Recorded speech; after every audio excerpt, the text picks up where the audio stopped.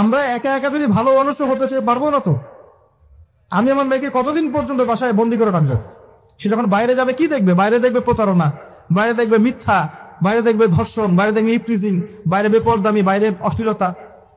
আপনার ছেলে বড় হয়ে এগুলো শিখবে? ছোট্ট একটা বাচ্চা আমাদের বাসায় আছে, ও গালে হাত দিলে হাসে। তা আমি তাকায় থাকি, আমি ভাবি যে 5 বছর হাস আগে, 5 বছর পরে যখন তুই দুনিয়াটা বুঝতে শিখবি, অটোমেটিক হাসি বন্ধ হয়ে যাবে। কোন জায়গায় আপনি বাচ্চাকে রেখে যাচ্ছেন চিন্তা করে দেখেন একবার। একটা ছোট্ট বাচ্চার ইজ্জতের কোনো গ্যারান্টি পাচ্ছি না আমরা। চিন্তা করে দেখেন না, বিগত 50 বছরে ধর্ষণের সংখ্যা বেড়েছে না কমেছে? কি পরিমাণ বেড়েছে? বেড়েছে কি পরিমাণে?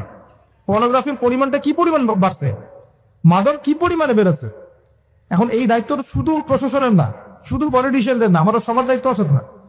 আমরা যদি যার যার জায়গা থেকে দায়িত্ব পালন করতে আজকে পিছুপা হয়ে যাই, বিশ্বাস করেন আগামী 10-20 বছর পরে আমাদের সন্তান একটা ভয়ঙ্কর বিশ্ব দেখবে আসা।